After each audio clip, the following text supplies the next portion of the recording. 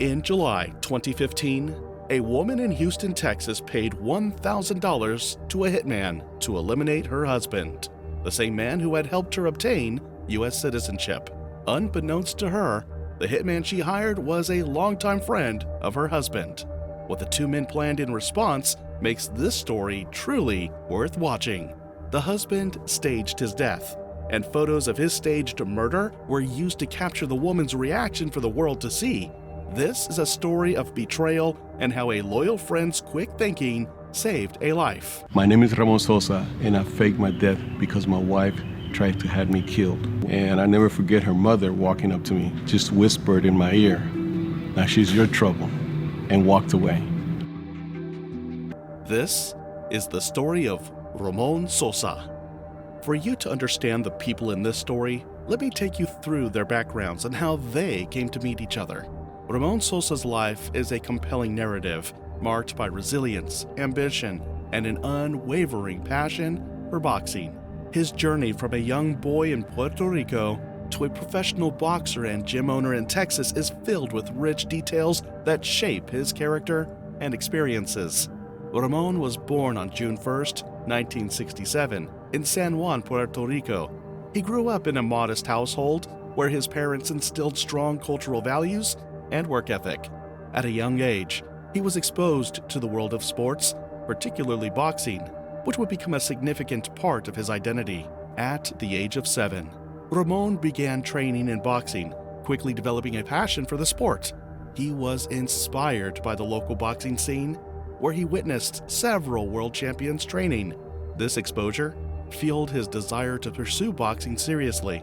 As he honed his skills, he participated in numerous amateur bouts, accumulating over 100 fights by his teenage years. Ramon's family relocated to Brooklyn, New York when he was around 12 years old.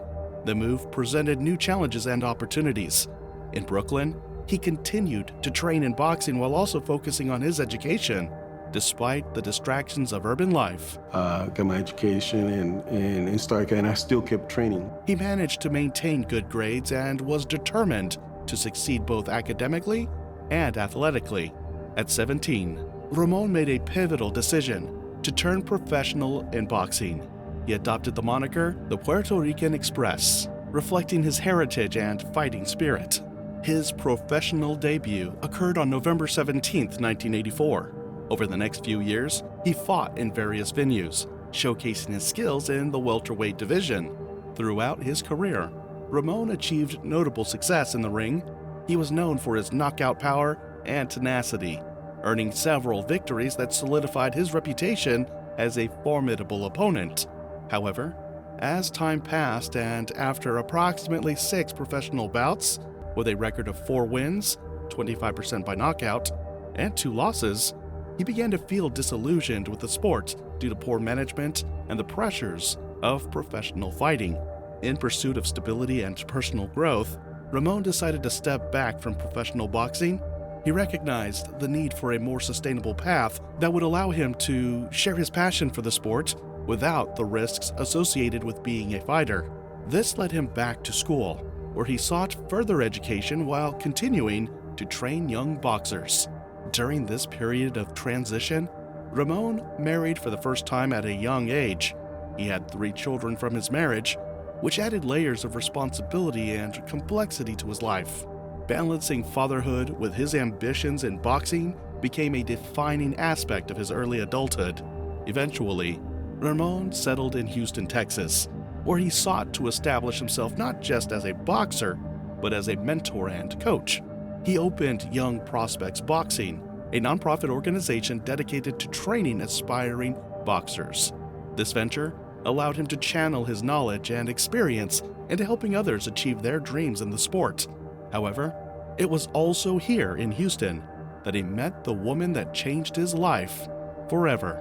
In 2007, while enjoying a night out at Mi Luna, a popular salsa club in Houston, Ramon met Maria Dolores Dorantes, also known affectionately as Lulu. I met Lulu back in 2007. She was a mother of 2, divorced, had been in an abusive relationship, and she just moved here for a better life. She caught my eye. She was very beautiful and danced very well. I remember her having some high heels that must have been like 3 or 4 inches, and she stepped on my toe, and oh my God, it was like very, very painful. And there was so many red flags in hindsight, but yeah, she was definitely going to, get my attention one way or another. Their initial connection was electric. Lulu's charisma and vivacious personality drew Ramon in immediately. She was working as an undocumented immigrant at the time, cleaning houses and providing massages to support herself. Their relationship blossomed quickly. They shared common interests and enjoyed each other's company immensely. Lulu's charm captivated Ramon as they danced together at the club, forging an instant bond that would soon lead them down the path of marriage. Despite Ramon's previous commitments as a father and husband from his first marriage, he felt hopeful about this new relationship with Lulu. They married in 2009 amidst some family tensions, most notably because Ramon's children from his first marriage did not attend the wedding. We had a small wedding, and I never forget her mother walking up to me, just whispered in my ear, "Now she's your trouble," and walked away. A fact that deeply hurt him, but did not deter him from pursuing happiness with Lulu. Together, they opened Woodlands Boxing and Fitness in Houston in 2010, a venture that combined their passions for fitness and community engagement while allowing Lulu to take on roles such as bookkeeping and personal training within their gym. We offer boxing, kickboxing, and fitness training. Come check us out. As their business flourished with profits reaching up to $20,000 per month, their lives seemed promising. However, beneath the surface lay mounting tensions that would eventually lead Ramon into an unimaginable fight for survival. As Ramon's marriage to Maria Dolores Dorantes, known as Lulu, began to deteriorate, a series of events unfolded that would lead to a shocking revelation of betrayal and danger. Initially, their relationship was filled with promise and love, but cracks started to appear after Lulu obtained her U.S. citizenship. She became increasingly controlling and aggressive, which ultimately manifested in emotional and physical abuse. Lulu's complaints about Ramon began to surface frequently.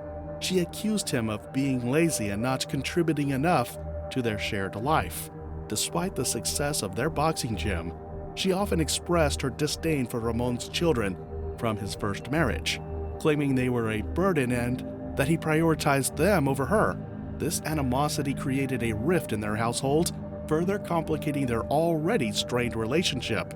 As their marriage deteriorated, Lulu filed for divorce in March 2015.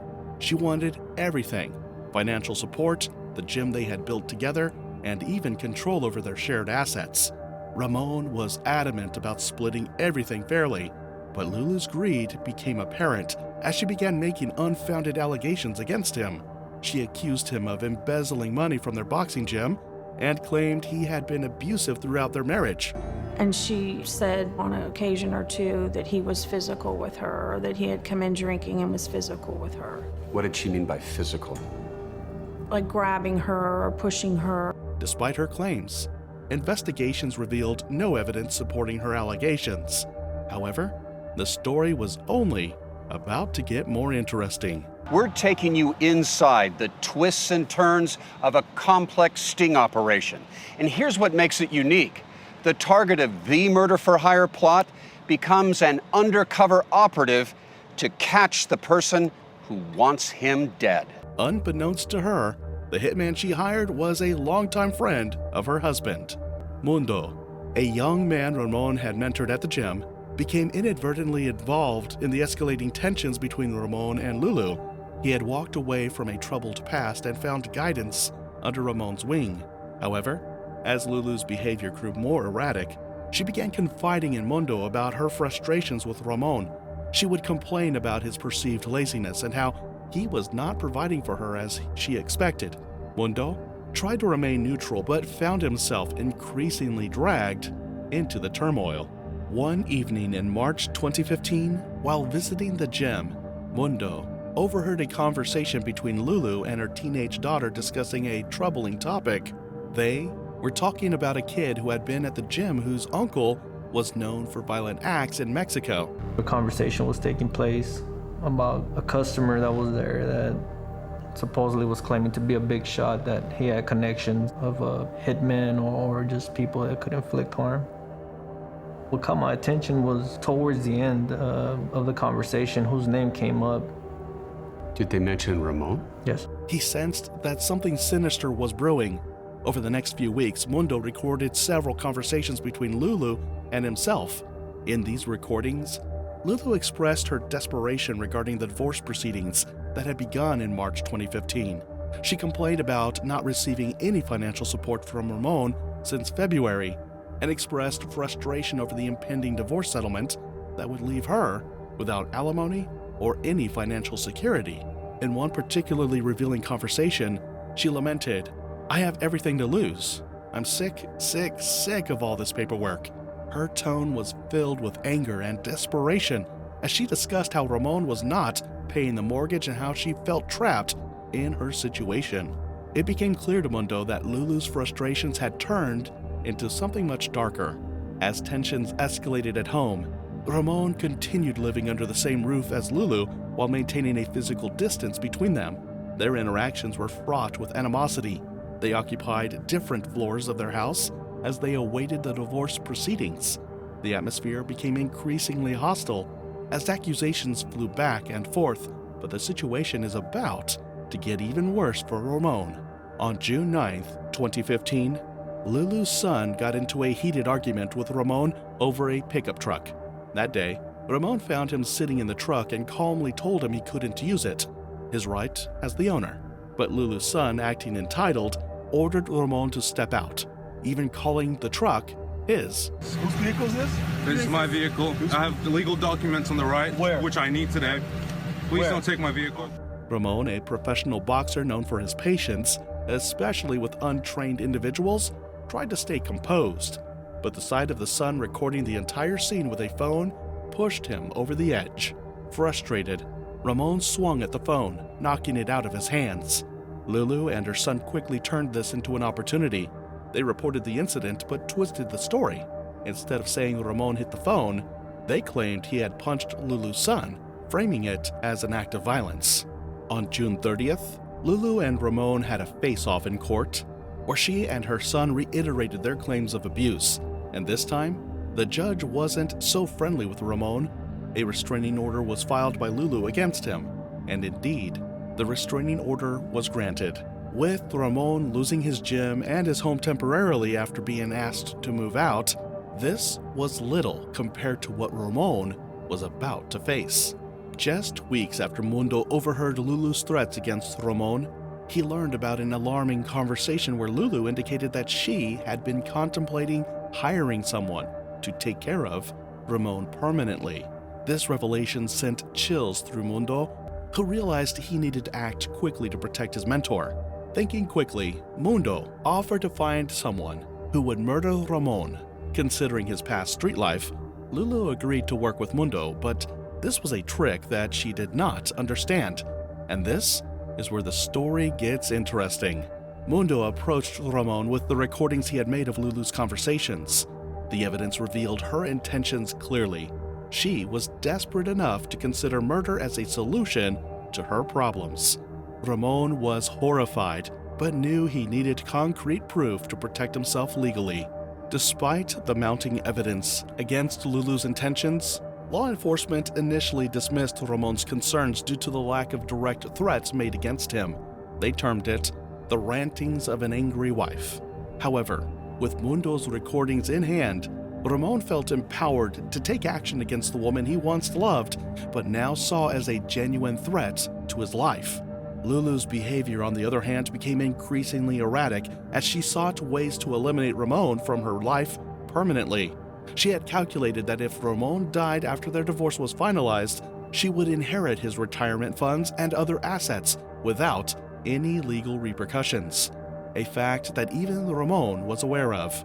It was at this point that Ramon and Mundo decided to get creative, where they devised the master plan of a lifetime.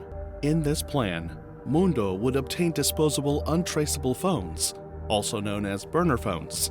Ramon would take on the role of the hitman, using the alias Paco. Meanwhile, Mundo would act as if he were interacting with Ramon in the role of someone who had hired him. Mundo would then regularly update Lulu, pretending that a plan was actively in motion. It was planned to perfection, so much so that Mundo would plan to go back and forth with the hitman like something in the form of a disagreement so that Lulu never saw the deceit coming. Unbeknownst to Lulu, her estranged husband, whom she wanted to kill, was his own fictional hitman. Despite all this, Ramon hadn't still wrapped his head around the fact that this was all real, not until this next part happened. According to the plan, Ramon, aka Paco the Hitman, texted Mundo that he had procured a 9mm handgun for the job and that it cost $200. Mundo received the down payment for the gun to have me killed from Lulu. That's when I said, you know what, I think we have enough. Let's take this to the police now. Ramon felt they had enough proof to bring in the experts, and so it happened. The experts agreed that enough proof was on the ground to get involved in the matter, and soon another master plan was devised. With the roles instantly switched, an undercover agent was to pose as Paco, and on July 20th, a final meeting before the proposed hit was set. The meeting was a brief one, as it was just supposed to be the final briefing of the plan and a down payment for the job itself. Lulu arrived at the meeting spot, carrying a collection of watches and jewelry intended as a down payment for the task at hand. Gave him watches and wedding bands and bracelets, my own jewelry as a down payment for my own murder. The meeting took place in the vehicle of an undercover agent posing as Paco. Mundo, hidden behind a nearby car, observed from a distance. He had activated a recording device, ready to capture every word exchanged between Lulu and the agent. Despite her outward ease, her voice carried a desperation that betrayed her urgency. She vented her frustration about Ramon, the target of her scheme. The undercover officer, staying in character and nodding empathetically, he asked, encouraging her to elaborate. Lulu leaned in, her voice lowering conspiratorially. She produced a crumpled list from her purse, detailing the items she was offering as payment. Mundo's pulse quickened as the evidence piled up. Lulu's intent to arrange a murder was now undeniable. To solidify the arrangement, Lulu went to an ATM nearby and withdrew $500 in cash as an initial payment for the hitman. This act left no doubt about her commitment. However, despite the overwhelming evidence, the detectives chose not to arrest her immediately.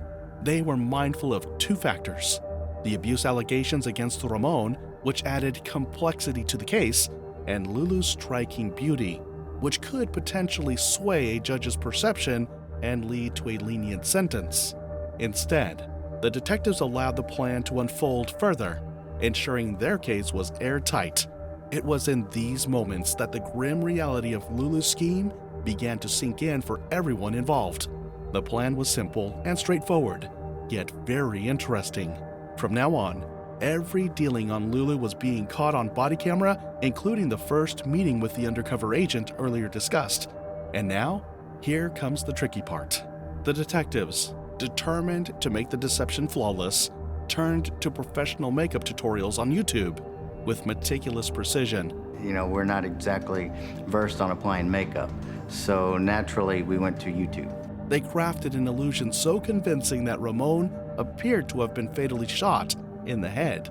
The realistic makeup, paired with staged blood and wounds, was captured in a series of photographs and videos. To ensure the scene looked authentic, they drew inspiration from real crime scene photos, finding one with a gunshot wound that matched their narrative perfectly. The undercover agent, posing as the hitman, would then send the staged evidence back to Lulu, ensuring she believed the job was done. However, the operation required an unsettling next step. Ramon needed a grave. The detectives prepared a shallow burial site where Ramon could convincingly disappear, adding a chilling layer of realism to their ruse. As Ramon would lay in the mock grave later, the gravity of the situation hit him. It wouldn't be the claustrophobia of the dirt surrounding him that unnerved him the most. Instead, a darker thought consumed him. What if Lulu discovered the plan? The possibility of her hiring a real hitman to eliminate him on the day of the staged murder filled him with dread. Each passing moment in the grave would feel like an eternity. Haunted by the risk of their elaborate scheme unraveling, But first, they had to go on with the plan. The first step involved creating a realistic murder scene. With the assistance of law enforcement, they decided to simulate a brutal assassination. Ramon was made to look as though he had been shot in the head. FBI agents applied theatrical makeup to create a bloody wound on his temple, making it appear as if he had suffered a fatal gunshot wound. Next, they transported Ramon to a remote area in the Texas desert. There, they had already dug a shallow grave, which added to the authenticity of the staged scene. So, Lieutenant, where are we heading? We are heading to what we refer to as the dig site. This is the actual grave where I was supposed to be dead. And they had me lay down with my hands behind my back, my head turned. There was a photographer. Literally, I was supposed to be dead. Ramon was placed in this grave, lying face down with his hands bound behind his back, further enhancing the illusion that he had been murdered. To complete the scene, they positioned him in such a way that it looked like he had been dumped there after being shot. Ramon's appearance was crucial to selling the ruse. He wore only his underwear, which added an element of vulnerability and realism to the situation. The visual impact of this setup was intended to shock Lulu when she eventually saw the photographs. After being positioned in the grave, Ramon remained hidden for 3 days. During this time, family and friends were led to believe that he was missing. The police monitored the situation closely while ensuring that everything unfolded according to plan. Fortunately for him, everything went as planned, putting fear at bay, and the next phase of the plan was in motion. The next part of the plan was the most decisive and most crucial. Let's break this plan down step by step to show why it was critical. Some may argue that she wasn't caught in the act, and with a skilled lawyer, she could deny everything. That's why we need to carefully analyze every detail, connecting the events and evidence to build an undeniable case against her. Now, in this scenario, law enforcement officers are engaging in a sting operation to gather more evidence against the individual, Lulu, who hired the hitman, Paco. According to the law, for a conviction, prosecutors would typically need to prove 5 things. 1. Intent. Evidence that the person explicitly intended to have someone killed. This we have seen from the proof mundo brought to Ramon. 2. Payment or agreement. Proof that the person made a financial or contractual arrangement to carry out the murder. And as we remember, a down payment of $500 had already been made. 3. Overt act. Evidence that the individual took concrete steps to further the crime. And as we also already know, Lulu has hired a hitman with the help of Mundo, or so she thought. 4. Belief in completion. For example, expressions of relief, gratitude, or further instructions could solidify their guilt. 5. Consciousness of guilt. Actions such as trying to cover their tracks, fleeing, or destroying evidence could further demonstrate their culpability. The officer's use of a body cam to capture the suspect's reaction after being told the crime was completed would likely serve to corroborate intent and confirm the suspect's involvement. We are going to follow through, show her pictures of Mr. Sosa just to get her reaction. I think it's important when the jury hear the elements of the crime, they also get to know a little bit about the person as well.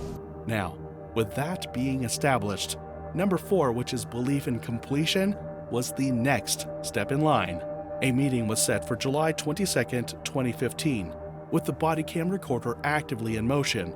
And like earlier, Lulu sneaks into the car of the undercover agent, where she's shown a picture of Ramon in the grave. Even if the detectives were wary of a bizarre reaction from her, the reaction she made was undeniably more than they had bargained.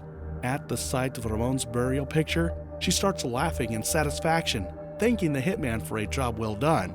And while they were to discuss about the remaining payment, which was valued at $3,000, which involved cash, jewelry, and Ramon's pickup truck, Lulu asked a question that was perhaps heart-wrenching to Ramon. She was happy. She even made a comment to the hitman. She asked him if he was dead, if I was not going to get up. Like a joke. Yeah, she wanted to make sure that I was dead. She made gestures with her hand like, raising the roof. She needed all the assurance that she could get that Ramon was never coming back, which perhaps made Ramon question where it all went wrong with the beauty he met at the club and hoped to spend an eternity with. Was it so bad that she wanted him dead? As if that were not enough, she asked for chilling details of her estranged husband's last moments, as if to relish it, as though she should have pulled the trigger herself. She must have been filled with joy and satisfaction when the undercover agent gave her the exact details she yearned so much to hear. But little did she know that her world would come crumbling on her the next morning. The tension in the air was palpable at Woodlands Boxing and Fitness as the sun began to set on a sweltering Texas afternoon.